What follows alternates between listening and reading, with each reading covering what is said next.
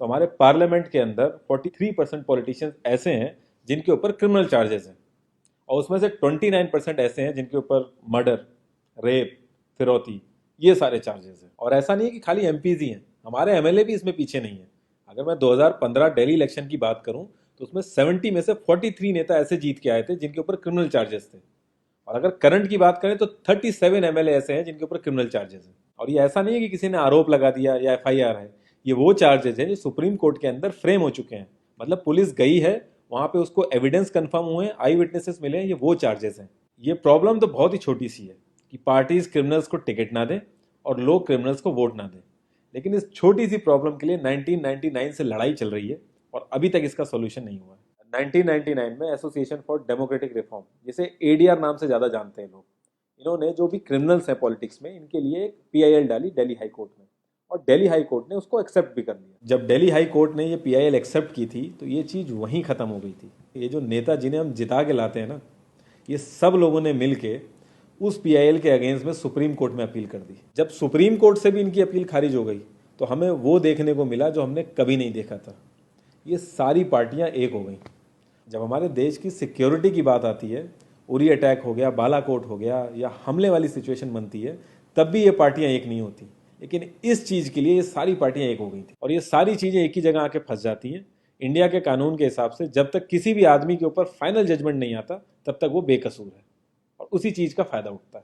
अगर कोई IAS PCS की तैयारी कर रहा है और उसके ऊपर क्रिमिनल चार्जेस हैं तो उसे ऑफर लेटर नहीं मिलेगा। यहाँ तक कि क्लर्क की जॉब के लिए उसको दिक्कत आ जाएगी। लाखों कैदी ऐसे हैं जिन पर अभी जजमेंट नहीं आया है, जो अंडर ट्रायल है, उनको जेल में डाल रखा है। तो ये सारी चीज़ें जो एप्लीकेबल होती हैं सिर्फ पॉलिटिशियंस के लिए होती हैं, बाकी किसी के लिए नहीं। इतने बड़े सांसदीय क्षेत्र में पार्टियों के लिए इतना मुश्किल हो जा रहा है ऐसा कैंडिडेट ढूंढना जिसका कोई क्रिमिनल रिकॉर्ड ना हो। एडीआर की रिसर्च के हिसाब से क्रिमिनल कैंडिडेट के चांसेस 3 गुना ज्यादा होते हैं जीतने के क्लीन कैंडिडेट के मुकाबले। एक क्रिमिनल कैंडिडेट मनी और मसल पावर का परफेक्ट कॉम्बो बन जाता है।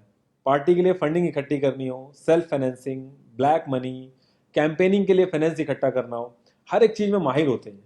इसलिए पॉलिटिकल पार्टीज की ये पहली पसंद बन जाती है। पहले लोग इतनी डिमांड में नहीं थे, पहले वही भीड़ इकट्ठी करना, बूथ कैप्चरिंग, इन्हीं सब चीज़ों तक ये लोग लिमिटेड थे। लेकिन ये जैसे जैसे इनकी वर्सेटैलिटी बढ़ती गई, ये पॉलिटिकल पार्टीज की पहली पसंद बनते गए।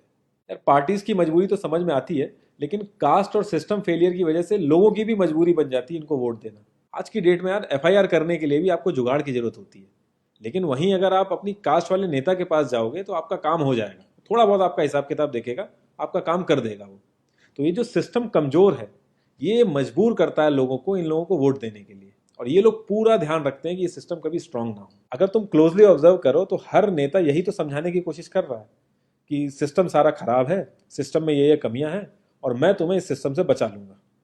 और गरीबों के हक के लिए लड़ते लड़ते लड़ते वो खुद अमीर हो जाता है। यार जीतने का एक सुपर हिट फॉर्मूला है, एक एरिया डिसाइड करो, उस एरिया की कास्ट कैलकुलेशन कर लो, जो कास्ट मेजोरिटी में है उसका रॉबिन हुड टाइप या एक बाहुबली टाइप एक नेता खड़ा कर दो।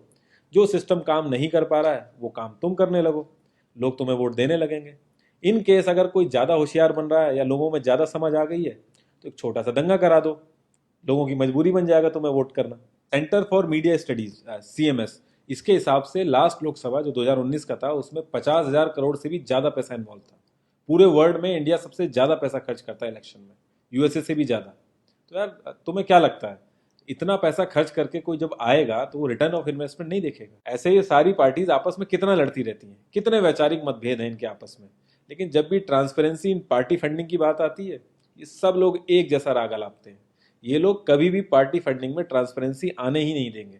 एक बार जब ये लोग पावर में आते हैं ना तो पूरा का पूरा सिस्टम इनके हिसाब से चलता है, और जो पुलिस वाले इनके हिसाब से नहीं चलते ना उनका ट्रांसफर हो जाता है। 144 पुलिस ऑफिसर्स 1 लाख लोगों की सिक्योरिटी देख रहे हैं, और जब हमारे नेताओं की बात आती है तो 47,000 पुलिस वाले 14,842 नेताओं को सिक्योरिटी दे रहे हैं। अब बाहुबलियों को क्या जरूरत है सिक्योरिटी की? कभी किसी क्रिमिनल को देखा है जिसके आगे पीछे आईएएस पीसीएस पुलिस वाले जी हजूरी कर रहे होते हैं? बहुत ही वर्स्ट सीन होता है वो। हर साल रिपोर्ट्स आती हैं कि 75% से भी ज्यादा लोगों को पुलिस पे भरोसा ही नहीं है। इंडिया एक लौती ऐसी जगह है जहां पे पुलिस को देख के इंसान सेफ फील करने की बजाय डरता है। एक 15 साल के बच्चे तक को पता है कि आईपीएल में सट्टा लगाने के लिए किसके पास जाना है, लेकिन हमारी पुलिस को नहीं पता। और ये सारा सिस्टम, ये जो वीक सिस्टम है, हमारे नेताओं को बहुत सूट करता है, क्योंकि जिस दिन ये स्ट्रांग हो गया तो इन सब की दुकानें बंद हो जाएंगी। इंडिया की 65% आबादी 35 की एज से नीचे है। जो हमारा लोकसभा है उसकी एवरेज एज है 54 और राज्यसभा की एज 63.5 है। एक दो केस अगर छोड़ दें तो आम आदमी के लिए पॉलिटिक्स में घुसने का रास्ता नहीं है। अगर आप गूगल पे सर्च करोगे ना टॉप 10 यंग पॉलिटिशियंस, तो एक भी नाम उसमें ऐसा नहीं होगा जिसका कोई फैमिली से पॉलिटिकल कनेक्शन ना हो। आज़ादी के बाद से 0.5% से भी कम पॉलिटिशियंस ने अपने बच्चों को आर्मी में भेजा है। वहां नहीं भेजते ये लोग। हम लोग इनसे मैनिफेस्टो में डिमांड ही कहाँ करते हैं। हम तो बस रिलीजियस मुद्दे देखते हैं मैनिफेस्टो में और खुश हो जाते हैं। इंडिया ने ब्रिटिश पार्लियामेंट्री सिस्टम अडेप्ट किया और उसमें एक बहुत ही इंपॉर्टेंट चीज़ है शेडो कैबिनेट, वो हमने छोड़ दी। इसके बारे में बहुत ही कम लोगों को पता है और ये लोग हमें पता लगने भी नहीं देते। तो इसमें होता यह है कि अगर मैं फाइनेंस मिनिस्ट्री का ही एग्जाम्पल लूँ तो जो भी रूलिंग पार्टी का फाइनेंस मिनिस्टर है उसके पैरेलली एक ऑपोजिशन का भी फाइनेंस मिनिस्टर असाइन हो जाएगा और जो रूलिंग पार्टी का फाइनेंस मिनिस्टर है उसकी एक्टिविटीज़ को ऑपोजिशन का फाइनेंस मिनिस्टर लोगों तक पहुंचाएगा। और इसी तरीके से हर डिपार्टमेंट में होता है और लोगों के लिए बड़ा बेनिफिशियल रहता है ये। क्योंकि एक छोटे से छोटे काम के लिए हमारे इंडिया में बहुत सारी मिनिस्ट्री इन्वॉल्व रहती हैं, तो एक्चुअल में किस नेता की गलती है पता ही नहीं चल पाता है। इस तरीके के बहुत सारे कॉन्सेप्ट हैं जो हम लोगों को पार्टी से मैनिफेस्टो में डिमांड करने चाहिए, क्योंकि हम लोग तो हमेशा मंदिरों और मस्जिदों के लिए ही लड़ते हैं। ये सारी चीज़ें एकदम से तो सही हो नहीं जाएंगी, लेकिन एक चीज़ हमारे हाथ में है कि यार हम कम से कम किसी क्रिमिनल को तो वोट ना दें। और ऐसा तो होता नहीं कि सारे के सारे लाइन से क्रिमिनल ही खड़े हो जाते हैं।